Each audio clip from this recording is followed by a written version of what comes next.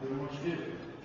It's important. It's important to the folks we serve. It's important to our communities that we continue on with the service that we have continued on throughout this whole coronavirus, this whole epidemic that's been going on. And as you well know, I'm sure you all are watching those too.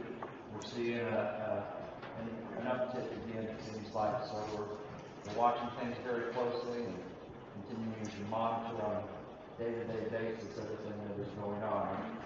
You know, we want to keep you guys safe. That's the bottom line. And we try to do everything we know how to do to do that, and we'll continue doing that. One of the things that's going into all the buses right now, we're still seeing them.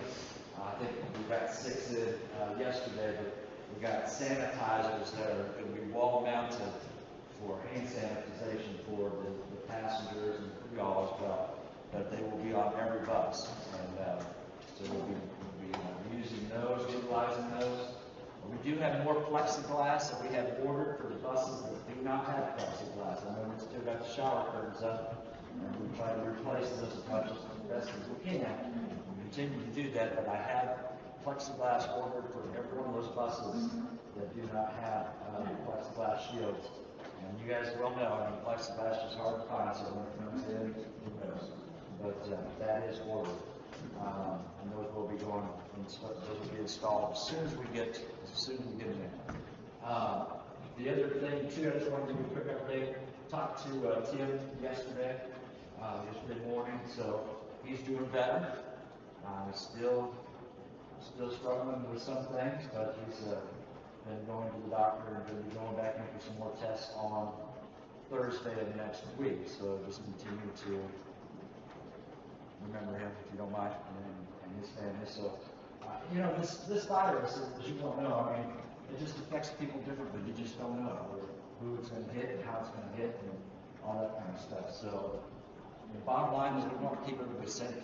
And today I thank you guys for social distancing. If you feel like you need to wear a mask, by all means do that. But I think we're distanced enough that we're in pretty good shape. So we will continue to keep you guys updated, continue to monitor the situation as things unfold this summer, and I would imagine this fall. And I will say this, we are going to continue to sanitize the buses on a daily basis. As you guys will know, Corey's out there every day. He's going to continue to do that, continue that whole process probably right on through the fall and as long as we need to. So, which I think is a very good thing as well. So let's jump into a couple things here. Again, thank you guys. So coming up this week, we are going to start. One of the things that we watched a little bit about is the malls, both the Winchester Mall and of course the Cumberland Mall. Of course, we had that Cumberland mall run that was running out of Kaiser every day, Monday through Friday. But there's really no reason to go back into the mall on that regular basis. There's not a whole lot that's opened back up at the mall, but we do have people that need to get into shopping and get to the things that they need. So one of the things that we've looked at doing, one of the things we are going to begin doing starting Monday is we have and we've also had a lot of people that want to come from Kaiser and Romney because of the DMV and vice versa. There's a lot of interaction that we've missed. And so one of the things we are starting is that in replacing the Cumberland Mall run Monday through Friday, we're going to do it's going to come out of Kaiser, go through Romney, make that loop up to Fort Ashford and back into Kaiser to take people into the Walmarts and different things like that. So that's replacing that Cumberland Mall run.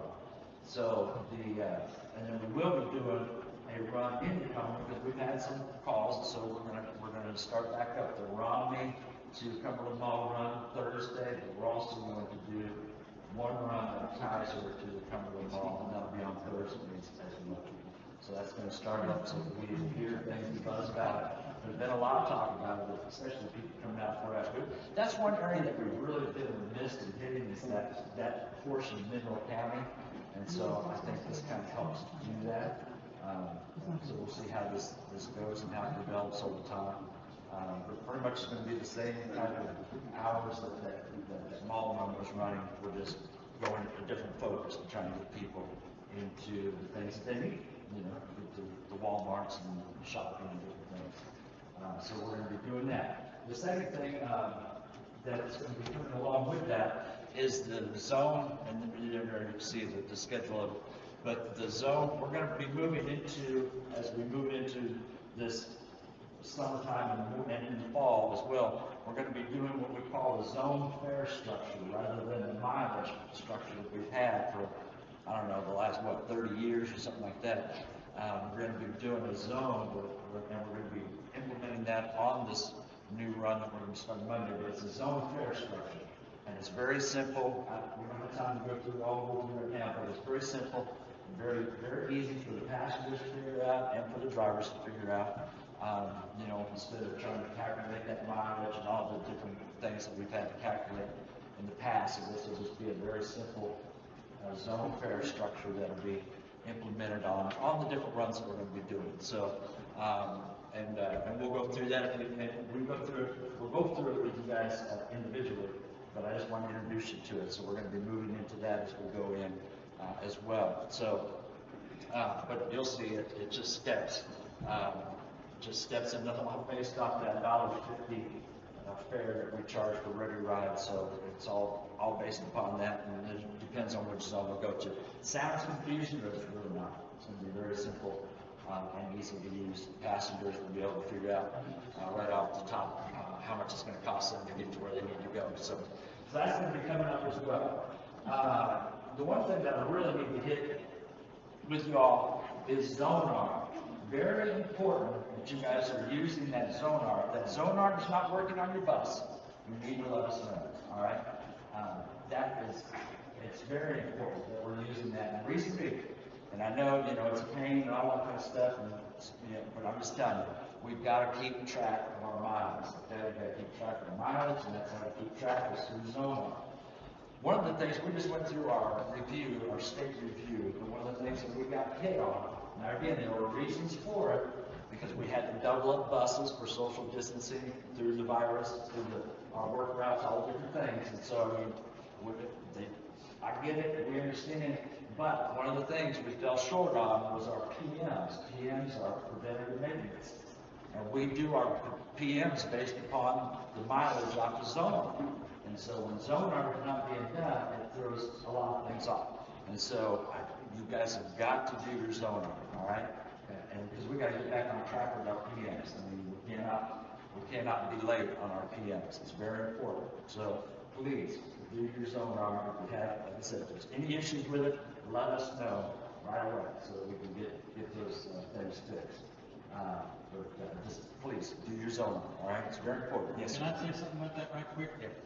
I can get mileages off the run sheet, but I don't get run sheets a lot of times 2 or 3 days a week, which you need to get them in as quick as you can. Don't hold them for a couple of days and send them in. Like where you send them in the next day. But I can get it off the Zonar that same morning and get it to Jeff so he knows what the PMs are instead of waiting 2, 3, 4, or 5 days and getting it off the run sheet. I've been using Zonar. I think a lot of us got information a couple of months ago that what was going to be around much longer. A lot of people wanted to, I think. And there was. I mean, the state had. But you're doing good. I mean, you're doing good on it. Yeah, I'm just saying, a lot of people got that information. I think they like. Well, and that's true, because the state did come, and because the state pays for it, understand? The state has paid for the Zonar and all that stuff. So they came in and said, well, we're going to do away with the Zonar, and we got a lot against that. Said, why are you going to do that? Please, we'll pay for it if we need to. So, but they said no, they'll continue paying for it when we came to that agreement. So Zonar is going to continue on. So please use it if we need it. Some of the new buses are not hooked up. Some of the new buses? Okay. That's what we need to know.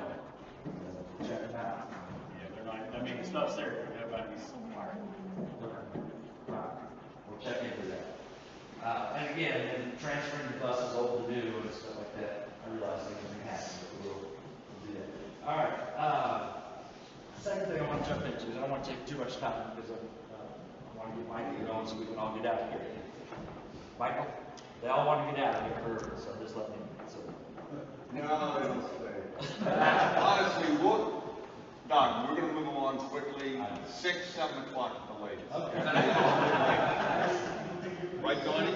No, Whatever you say. right, just real quick, on SOAR, some of you guys are doing the SOAR trips, which that is, that's the state opioid response trips, those are the trips we do like all over the place. I need you to really give me the miles that you start, when you start, and it starts actually from the base, alright? So, and I realize some of you are out, so just start your miles from wherever you're starting from. You start from the base, make sure you put that in. Also your time, so we bill off time, we don't bill off miles on that, but we need to know the miles.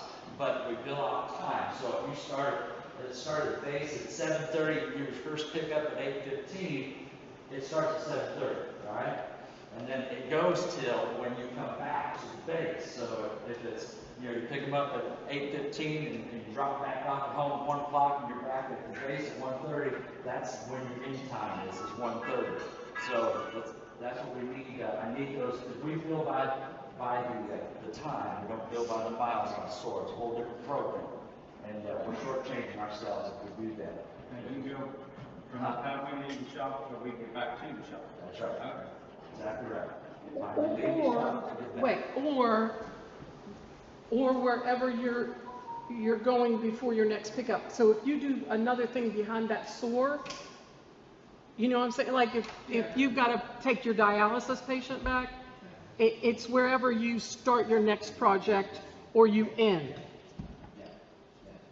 So we just want to shortchange ourselves because, we want to be reimbursed for all we possibly can for that SOAR money. So hopefully keep that in mind. Last thing, I'm going to go over before I have 3% increase for wages. We'll go into this going into effect now. I'm done, Michael. 3% increase. We'll get that in the budget this year. So you will get that, all right? So that's going to start effect now with this paper as well. So, which is a good thing. The second thing is on the public money that we've been paying at $2 an hour. I'm going to keep that in place for a while longer, just so you know. Since we've uptick that's going on, so we're going to continue on with that. The board meeting up in August, I'll probably bring it back up to the board in August, but for the foreseeable future right now, we're going to continue on with that until we see what's happening. All the contracts on that. Okay, upcoming trainings that are coming in, CDL training.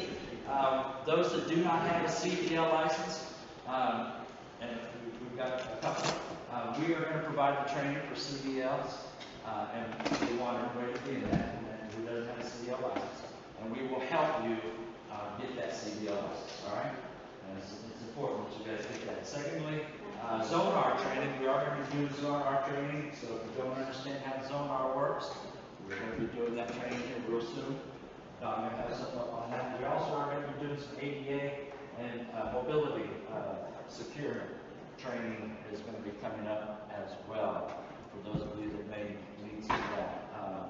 So we will continue to keep you updated on all those things. And again, I just want to thank each and every one of you. I know we don't get together often enough, and I don't get out as much as I'd like to, but I appreciate all that you guys do.